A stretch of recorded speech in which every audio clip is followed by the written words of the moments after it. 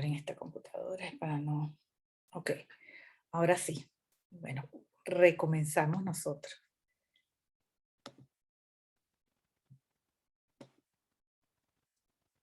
Entonces, el modelado conceptual es aquellos elementos que me permiten definir y representar lo que un sistema de información necesita conocer para poder funcionar, para lo que fue creado. O sea, hemos dicho que en el área de medicina, el sistema de información, por ejemplo, estos son sistemas de información en tiempo real, donde el aparato, por ejemplo, aquí estamos representando el aparato que hace operación a distancia, por ejemplo. Entonces, ¿cuáles son las funciones del sistema de información? El sistema de información tiene tres grandes funciones, que son la función de memoria, donde se representa el dominio y el estado del dominio, la función informativa, donde dice, perdón, la función memoria es el estado del dominio, y la función informativa proporciona información sobre cómo cambia ese estado del dominio, y la función activa es cuando cambia el estado del dominio de un momento a otro en el tiempo. Entonces, ¿qué hace la función memoria? La función memoria mantiene internamente una representación del estado del dominio y tiene dos maneras de ejecutarse, a petición del usuario o autónoma de acuerdo al estado del dominio. La función informativa proporciona a los usuarios información sobre el estado del dominio, pero no la cambia, ¿no? Entonces, ahorita vamos a ver, la función activa es la que realiza acciones que modifican el estado del dominio. Entonces, él debe conocer qué acciones se puede realizar para que pueda cambiar ese estado y cambiar la memoria. ¿Ok? Y tiene dos modos de ejecución, por petición del usuario y autónomo. Entonces, las funciones de un sistema de información tiene la función memoria, la función informativa y la función activa. La función memoria, él mantiene el estado, los diferentes estados en que está el sistema. Entonces, por ejemplo, a petición del usuario, cuando en un sistema le dicen que cambie la dirección del cliente, lo hace el usuario directamente cambiando la dirección del cliente. Mientras que de manera autónoma, generalmente en los sistemas que se llaman en tiempo real, que es, por ejemplo, la lectura de una temperatura en una casa, en domótica, para saber cuál es la temperatura, y el sistema toma la temperatura de afuera y ajusta la temperatura de acuerdo al clima, a lo que está programado. La informativa, por ejemplo, son los informes, los cursos que realiza un alumno, muestra los cursos que está realizando un alumno, de manera, por petición del usuario, le pide a un curso específico qué alumnos tiene. Y la de manera autónoma es una señal cuando la temperatura es superior a 40 grados. Por ejemplo, si la temperatura es superior a 40 grados, no hay que, avisa o pone una alerta y dice que va a pasar algo, o puede cambiar. Y la función activa tiene pago de intereses a cuenta, que cuando cada 30 de cada mes o en unas cuentas de ahorro le agrega tanto por ciento de interés, ¿no? Y esa es la petición del usuario. Y en reposición automática es, por ejemplo, en los sistemas de inventario, cuando el inventario llega a un punto del producto que está establecido, él envía una señal para que pueda enviar una señal o solicita a los proveedores que le traigan a tal fecha tal producto porque está establecido así. ¿Ok? Entonces eso es lo que son las funciones. Entonces, por ejemplo, en un sistema de información, aquí tenemos debemos definir cuáles son las entidades y las relaciones que tienen entre ellas. Definimos cómo las representamos a través de un esquema conceptual, y ese esquema conceptual está representado a través de entidades que van a ser elementos que se pueden definir, o ideas también. Conjunto de entidades que pueden ser entidades reales o entidades que son ideas. Por ejemplo, y las instancias de ello. Entonces aquí está una persona que lee un libro. Entonces la base de información es una representación de las entidades y relaciones en un dominio y su clasificación en el tipo de entidades. Entonces tiene un dominio, ¿verdad? Que es una ciudad y vive, el esquema conceptual del dominio, que son la persona lee el libro, y entonces en un sistema de todo esto es el esquema conceptual del dominio. Y en esto es el esquema conceptual del sistema de información donde indica que la persona lee el libro. Entonces, se puede representar la base de información a través de ¿quién? Persona, libro y lee, que es una acción donde la persona lee un libro. ¿Sí? Entonces, aquí lo estamos representando en lógica de predicado, pero es como para que tengan una idea. Entonces, el esquema conceptual de comportamiento describe cuándo existen cambios de estado en un dominio debido a un evento. Por ejemplo, hay un cambio de residencia, entonces en un calendario, ¿cuándo? Que me indica cuándo, de quién, de una persona, y dónde, a dónde cambia en una parte de la ciudad. Por ejemplo, aquí también representamos una alarma, ¿no? Donde tiene una entrada y una salida que me va diciendo cuándo para de llenar un tanque y avisa para que ese tanque se llene hasta un límite que está establecido. Entonces, un evento es una circunstancia que ocurre en un instante determinado. Entonces, el efecto del evento es que hay un cambio en el estado del dominio, y el estado del dominio es la memoria. Entonces tenemos cuando se agrega una entidad o relación, cuando se elimina una entidad, cuando producen cambio de estado en dominio, eventos instantáneos, eventos con intervalo. O sea, pueden pasar muchas cosas que hacen que cambie el estado de la memoria, y a eso se le denomina evento. Entonces, el conjunto de tipos de eventos que existen en un dominio forma parte del esquema conceptual del comportamiento. Tenemos que tenerlo en cuenta. Entonces, ¿cuáles son las restricciones? Tenemos que también, cuando estemos modelando, tenemos que tener en cuenta cuándo, cómo hacer las restricciones de eso. Tenemos la estructura conceptual, que es como decir el sistema sin movimiento. Entonces, cuando hay restricciones, empezamos a decir, ah, bueno, él se comporta de esta manera. Entonces, la base de información es una representación del estado del dominio. Una base de información tiene integridad cuando todos sus hechos son válidos. Entonces, decimos que hay integridad para que todos sus hechos que ocurran allí sean válidos. Por eso decimos restricciones de integridad. Entonces, un sistema de información obtiene y actualiza la base de información a partir de los mensajes recibidos a través de una interfaz de entrada o por observación directa del dominio. Entonces, eso significa que nosotros tenemos que tener las restricciones, tenemos que definir las restricciones de integridad de un sistema, que son condiciones que se pueden satisfacer o no, que no podría satisfacer en una circunstancia, o que el sistema de información va a incluir para garantizar que en cualquier momento que se cumpla, eso es posible. Entonces, por ejemplo, aquí tenemos empleados y proyectos. La entidad empleado es una persona, la entidad proyectos son ideas, no es nada tangible, o sea, los empleados son tangibles porque son elementos físicos, y las ideas son proyectos, por ejemplo, que no es tangible. O sea, aquí la restricción de integridad dice que todos los empleados están siempre asignados a uno o más proyectos. Entonces decimos que empleado se relaciona con proyectos a través de que están asignados. Entonces, un empleado está asignado a uno o más proyectos, por ejemplo. Esto es modelo entidad-relación. Más adelante vamos a ver. Entonces, se utiliza la arquitectura ANSI Spark, que ustedes la deben haber visto en base de datos, donde tiene 3 niveles: nivel externo, nivel conceptual y nivel interno, donde las vistas son los procesadores externos y puede tener varias vistas. El esquema conceptual, que es el procesador de información, y la base de información donde está todo, y el esquema interno, que es cuando uno ya lo ve con los datos.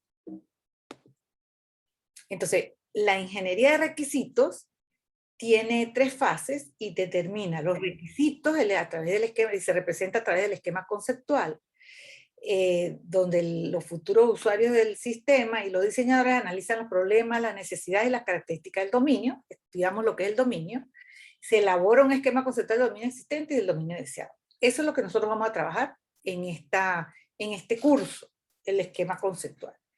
La especificación de los requisitos, que cuando ya se empieza a especificar el sistema de información, que se ven los requisitos funcionales y los requisitos no funcionales, y la validación de requisitos. Pero nosotros vamos a trabajar con esto que está aquí señalado en azul. Entonces, el esquema conceptual tiene también lo que se llama las reglas de derivación. Esas reglas de derivación permiten definir nuevos hechos a partir de otros. Entonces, depende de la función informativa que le dice y de la memoria que tiene para inferir nuevos hechos, ¿no? Depende del modelaje conceptual utilizado. Hay modelaje conceptual en lógica, y generalmente son fórmulas lógicas, pero aquí ustedes vieron ya lógica, ¿cierto? Por ejemplo, en lógica podemos decir que una persona AB es abuelo de una persona NI si AB es padre de una persona PE, era PA, padre, y padre es, y PE es el padre de NI, que es nieto, abuelo. Esto es expresado en lógica, ¿no?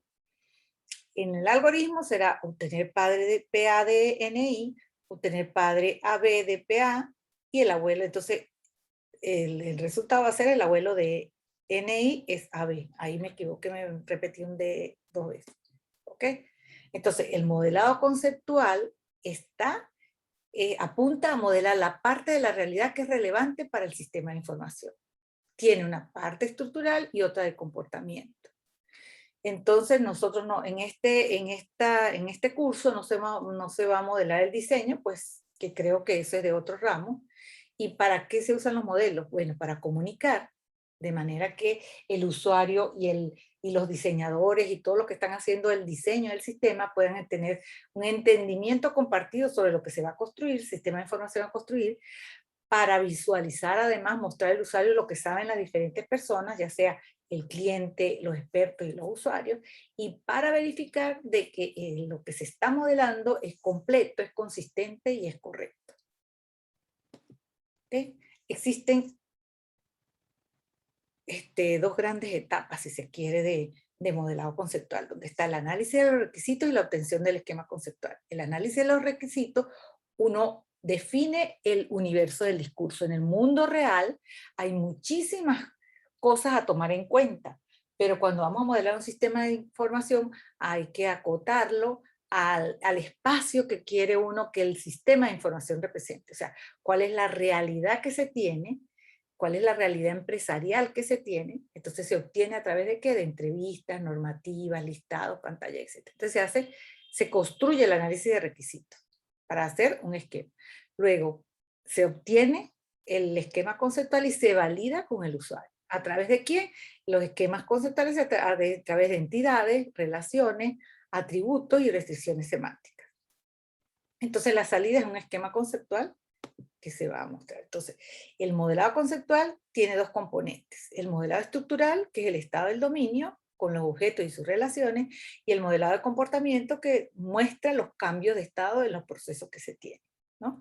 Nosotros en la siguiente clase vamos a ver cómo son los procesos.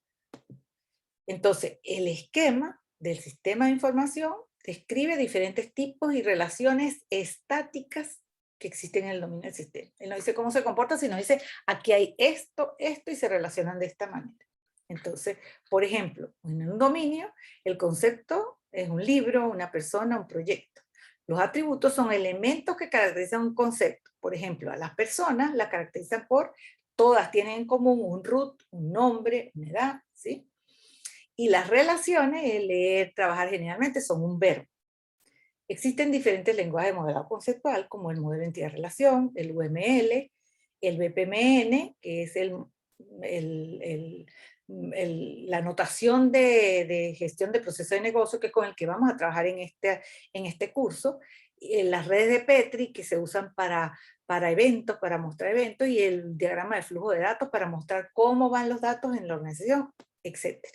Entonces, ¿cómo identificamos los conceptos? Por ejemplo, los conceptos pueden ser objetos físicos, tangibles, lugares, roles de personas, otros sistemas, sustantivos abstractos, pueden ser, por ejemplo, y se representan generalmente con un rectángulo, con el nombre adentro, empleados y proyectos. Aquí le describí, root, nombre y edad son, por ejemplo, los atributos de una entidad. Entonces, ¿cómo se identifican los atributos?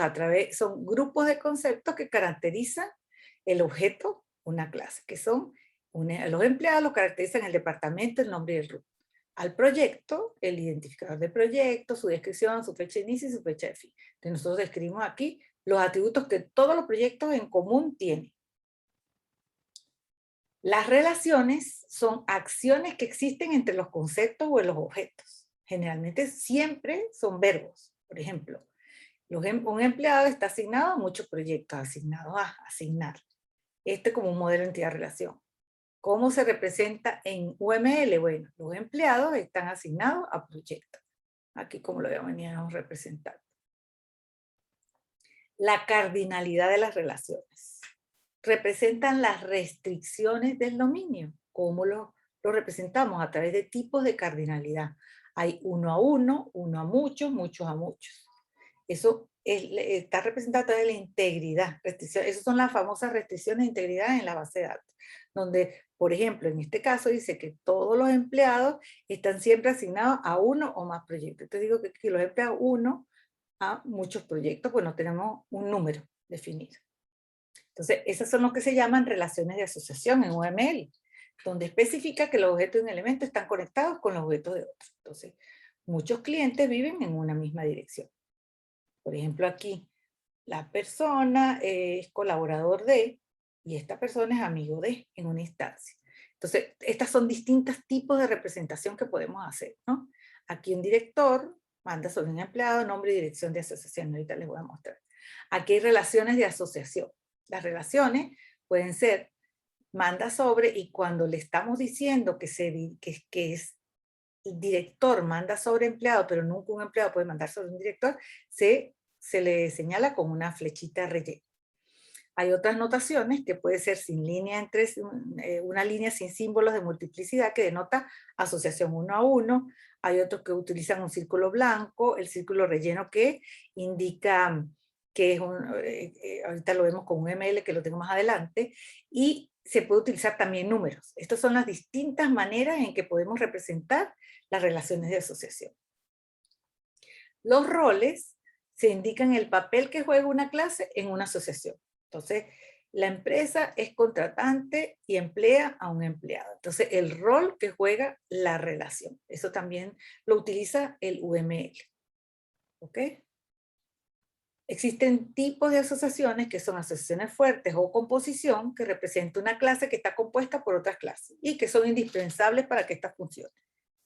Y las asociaciones débiles, o agregación, que es la relación entre una clase y sus elementos agregados, y que las clases agregadas no afectan el funcionamiento de la clase que las contiene. Entonces, por ejemplo, aquí en laptop, una asociación fuerte es el CPU. Sin eso ya no es laptop, no es una computadora. La pantalla puede funcionar como un computador porque no requiere la pantalla. Aquí en asociaciones débiles es cámara, micrófono, impresora, y aquí está otro ejemplo.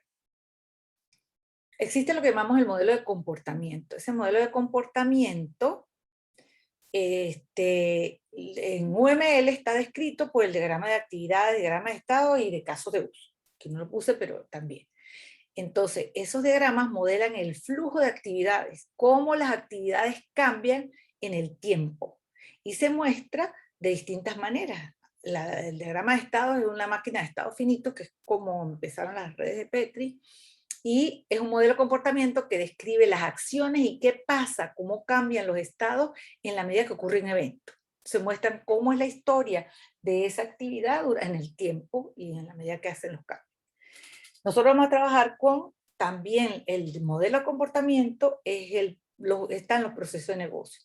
Ese diagrama del proceso de negocio muestra actividades, relaciones que tienen las actividades, y muestran secuencias y eventos que ocurren, y describe a través de lo que esto se llama un pool, y quiénes lo hacen, los roles, y qué hacen en cada lane que se llama, y cómo se describen cada una de las actividades, que eso lo vamos a ver en la clase siguiente, cómo representamos los procesos de negocio. Entonces, el comportamiento del sistema lo vamos a describir a través de los procesos de negocio. Estas son las referencias. Ahora vamos a ver todos estos conceptos que acabamos de ver a través de un caso de estudio. Supongamos que tenemos, el caso de estudio es un juego de ajedrez como sistema de información. Tenemos un juego de ajedrez, y ese se quiere jugar contra un humano se quiere jugar contra un humano o con una máquina. Él puede jugar contra un humano con una máquina, ¿no? Entonces, ¿qué tenemos que hacer? Ok, primero que nada, ¿en qué consiste el juego de ajedrez? Entonces definimos el dominio. El juego de ajedrez consiste en un tablero, y ese tablero es un cuadrado de 8 cuadros blancos por 8 cuadrados blancos por 8 cuadrados negros. Y ahí tengo un error, ¿no? Tengo que corregir. Las piezas son el rey, la reina, el alfil, la torre, el caballo y el peón. Tenemos una posición en el tablero definida por la fila y la columna, el jugador y las reglas del juego. Esto es el dominio en que consiste eso que definimos, ¿verdad? Entonces, además, hay que decir, empezamos a caracterizar el dominio. Decimos, en cualquier momento, el dominio está en algún estado, que varía en el tiempo. Las reglas del juego son fijas. Están las reglas definidas, cómo se mueven los alfiles, los caballos, las torres, todo está definido, cuáles son las reglas del juego. Y eso es fijo, está en una base de datos. Cuando se completa un movimiento,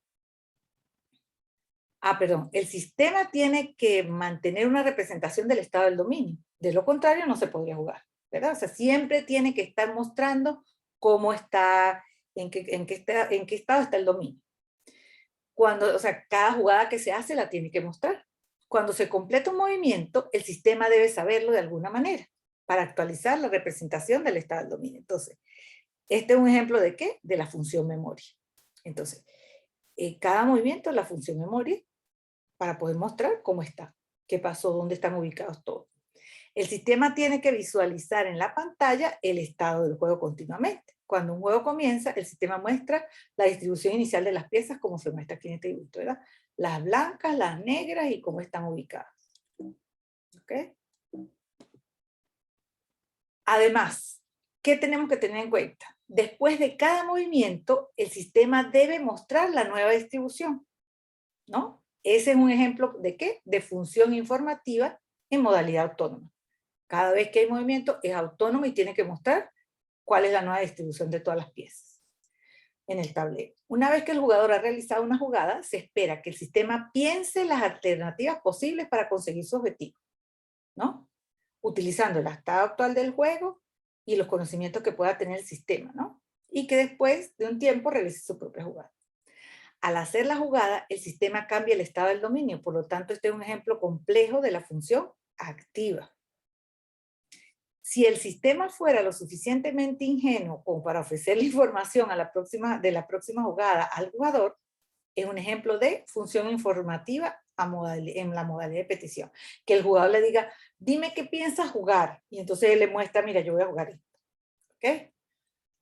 Entonces, o le sugiere distintas jugadas, entonces sería a petición, eso es forzado para ver cuál sería a petición del usuario. Entonces tenemos, para las funciones y modos de ejecución del ajedrez como un sistema de información sería de memoria, el estado del juego después de la jugada del sistema.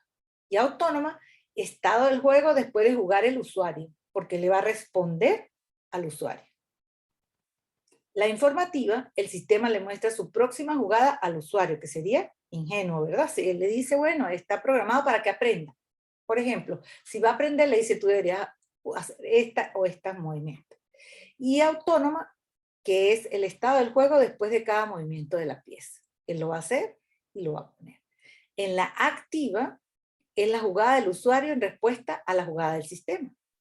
Y la autónoma es las alternativas de jugadas que tiene el sistema en respuesta a la jugada del usuario. ¿Ok? Que es con conocimiento que va a tener almacenado de posibles jugadas, que es ya la parte inteligente del usuario. Hasta aquí vamos bien, muchachos. Sí, profe. Ok. Entonces, si yo lo estoy enfocando como un sistema de información, ¿qué pasa? ¿Qué tenemos? Tenemos el estado, esta representación, que es una representación visual, y tenemos una representación conceptual. El esquema conceptual de este sistema, de acuerdo a la arquitectura que tiene, la arquitectura ANSI-SPARC, que es de esta manera, esquema conceptual, este es un esquema conceptual simplificado de un ML donde muestra, por ejemplo, que tengo piezas, que tengo tipos de piezas, que tengo colores tanto de las piezas como del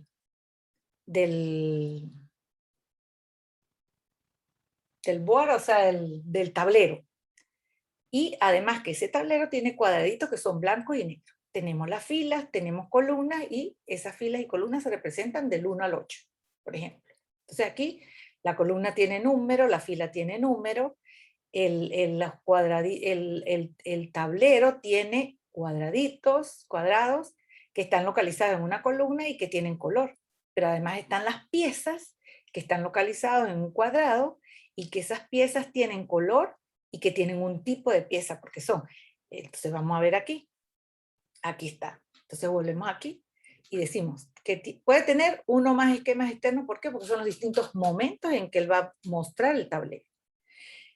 Tenemos el esquema conceptual, que es todo esto que ya lo vimos allá, que son entero, fila, columna, tablero, cuadrados, colores, ¿no? Hay una regla de derivación que se tiene aquí, que una casilla del tablero está libre si no hay ninguna pieza situada en ella. En caso contrario, está ocupada y se pone como 0 o 1. Esa es una regla de derivación, por ejemplo. Entonces, una casilla del tablero se encuentra en una fila y una columna que definen su posición en el tablero. Las casillas son los cuadraditos. Entonces aquí está diciendo una restricción de integridad. Cada pieza tiene un icono diferente dependiendo de su tipo. Entonces, tipo de pieza, color, aquí lo que pasa es que le puse las iniciales en inglés, muchachos. Tipo de pieza, color, fila y columna. Entonces, tipo de pieza pueden ser reina, rey, alfil, peón, caballo, torre. Entonces, el estado del dominio y las operaciones permitidas se encuentran en un procesador interno, donde ¿qué dice? Cuando alguien hace una jugada, él deduce el color de la casilla sumando fila, columna. Entonces, si es par, está en el negro, y si es impar, está en el cuadradito blanco. ¿Ok? Esa es una condición, una restricción de integridad que tiene. Ya derivó acá esto. Entonces, aquí estamos completando esto. Todo esto es la representación de una manera resumida de lo que podría ser el modelo conceptual, tomando al sistema el ajedrez como un sistema de información, ¿no? Entonces, por ejemplo, es un esquema conceptual en UML de un juego de ajedrez. Aquí está representado en todas las cosas como lo venimos haciendo. Entonces vamos a repasar los diagramas. ¿Hace falta que repasemos esto o se los dejo como para revisar con... ¿Tenemos tiempo? Sí. De lo que son los diagramas de clase en UML. Entonces, el lenguaje UML, nosotros representamos conceptos. ¿Qué me escribieron aquí? Ok, repasemos pues. Entonces, el lenguaje es un lenguaje de propósito general y se utiliza como para modelar cualquier dominio que uno necesite modelar, ¿no? No es un método de desarrollo, pero sí permite crear una arquitectura sólida que permita resolver requisitos generalmente dirigidos por los casos de uso. No siempre, pero sí. Y buscar una comprensión simple de un sistema de información que más adelante va a ser más complejo, pero se empieza con la visión completa de todo eso. Entonces, se hacen diagramas a través de diagramas estructurales, de comportamiento y por interacción. Aquí les muestro la clasificación de los diagramas UML, ¿verdad? Tenemos diagramas de estructura y diagramas de comportamiento. El diagrama de estructura, esta parte de diagrama de estructura, él muestra, como decir, el sistema muerto, sin moverse. Lo que soy y lo que tengo, y yo me relaciono con y más nada. El diagrama de comportamiento, él sí me dice, yo me muevo de esta manera, sí puedo hacer esto, no puedo hacer esto, y eso uno lo va a reflejar en el sistema. Entonces, el diagrama de estructura y el diagrama de comportamiento. Nosotros vamos a ver los diagramas de clase. Entonces, el diagrama UML está definido a través de objetos. Entonces, un objeto puede ser material o abstracto. Material, que posea forma definida, que se pueda tocar, y abstracto es un concepto, es una idea, ¿no? De cualquier cosa. Por ejemplo, una idea como lo que hablamos de un proyecto, por eso les puse ya proyecto, y un concepto que es lógico, es una persona, ¿no? Y ese objeto está compuesto ¿por qué? Por características o atributos, tienen relaciones y tienen comportamiento. Entonces, los atributos es aquello que me permite distinguir de manera única cada objeto, instancia de objeto que está representado. ¿Por qué? Porque, por ejemplo, una persona, todas las personas tienen atributos comunes, más su instancia es única porque su root es único. Nadie tiene un root repetido. Entonces, por eso se dice que es, y es una instancia que en lenguaje de programación se llama objeto. Pero aquí nosotros le decimos, bueno, en UML se llama objetos o clases. ¿Ok? Las relaciones es, el objeto debe pertenecer a un grupo de organización formado por más objetos. Entonces, las relaciones permiten la inserción a cualquiera de estos objetos o grupos. Aquí se está describiendo de forma programación, pero es lo que me permite definir quién se relaciona con quién, cómo está compuesto. El comportamiento son todas las operaciones que un objeto puede llegar a realizar. Por ejemplo, en objetos materiales, un avión tiene de atributos alas, turbinas, llantas, ventanillas, asientos, puertas, baños. El comportamiento es vuela, transporta. Un perro tiene atributos cola, pelo, patas, colmillos, hocico. Su comportamiento es ladra, muerde, cuida.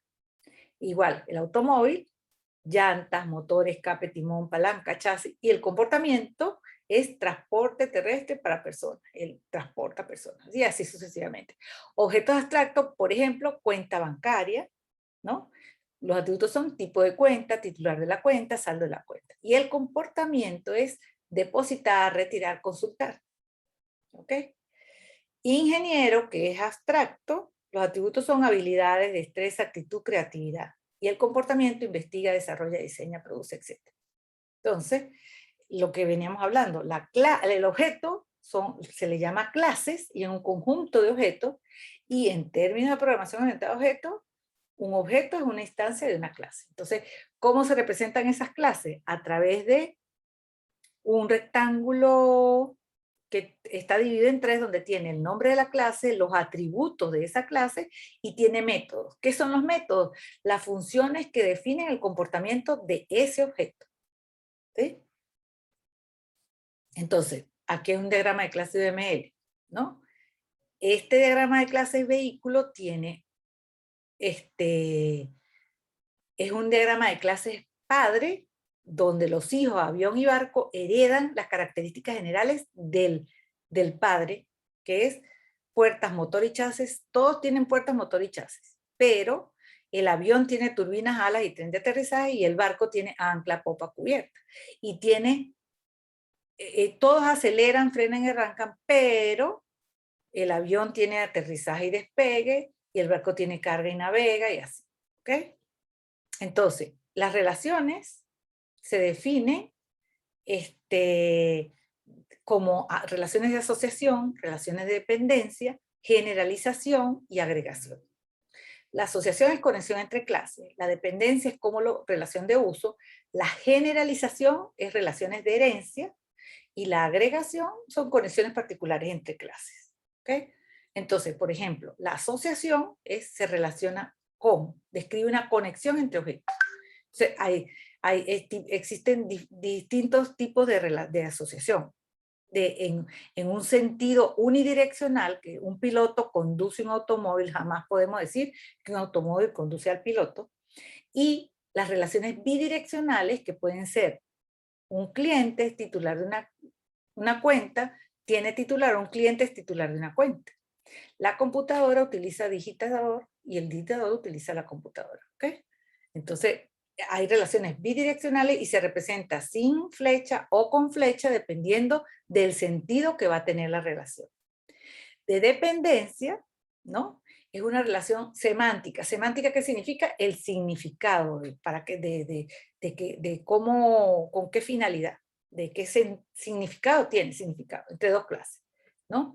Entonces, un sistema operativo, entonces para que un sistema operativo funcione en una computadora depende de las características de la misma. Entonces, depende de las características del sistema operativo y se representa como una flecha punteada. Entonces, es donde cómo afecta, ¿no? Un objeto a otro objeto. O sea, su manera en cómo depende. Un sistema operativo depende de la computadora. Cuando vamos a instalar el sistema operativo, tenemos que saber cuáles son las características de la computadora para poder instalarlo. Un producto depende de la materia prima, ¿no? qué requerimientos tiene para ver cómo lo va a hacer. Entonces, y todo está en el significado, ojo, por eso la semántica, o sea, depende de cómo nos ubiquemos en el significado, si va a significar una cosa u otra. Entonces hay que representarlo de acuerdo a su semántica. Tenemos que decir que las reglas de integridad, eso todo tiene que ver allí. La generalización es una relación de especialización, es una relación es un, ¿no? En la que el hijo comparte la estructura y función del padre, que es el objeto general. Entonces, ya lo habíamos visto antes, ¿verdad? El vehículo tiene aquí el avión. Y aquí, por ejemplo, la computadora es generalizado, o sea, la generalización es el aparato electrónico, que todos tienen cable de energía, fuente, y apagan y encienden. Pero la computadora tiene procesador y memoria, y procesa y enciende los dos. ¿Ok? Y la agregación, que tiene muestra que un objeto de una clase está compuesto o contiene un objeto de otra clase. Eso es lo que llaman las relaciones débiles, ¿verdad?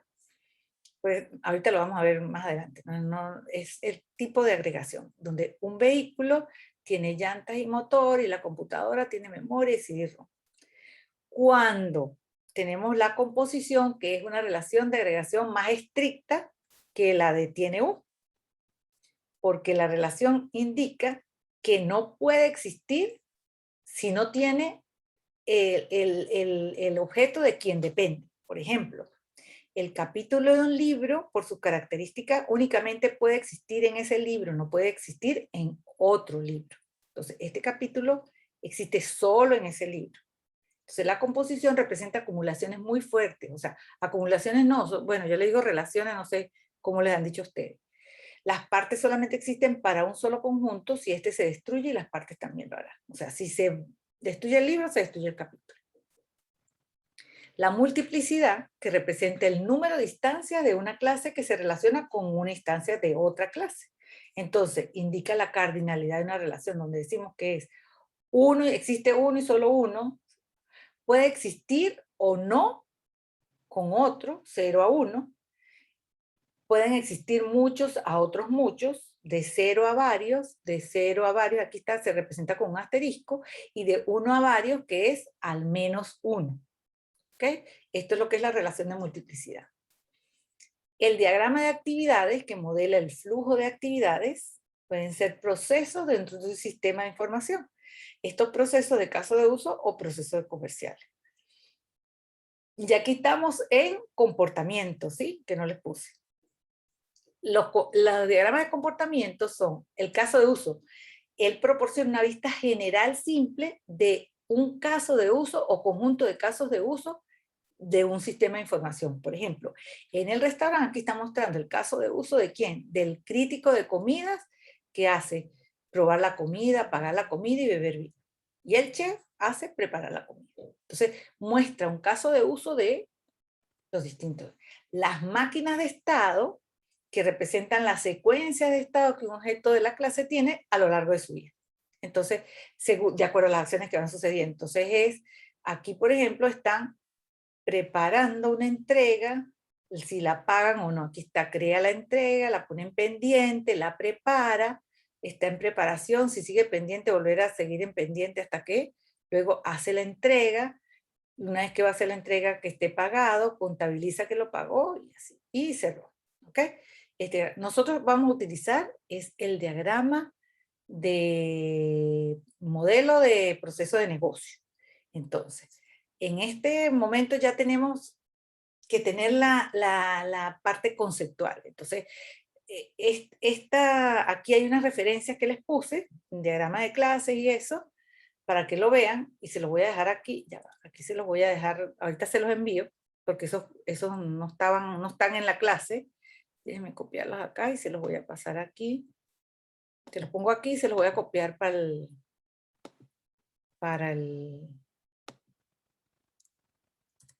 aquí está. Ajá. Entonces, voy a dejar de compartir. ¿Ya dejé de compartir, muchachos? Ajá. Bueno, ahora ¿qué vamos a hacer?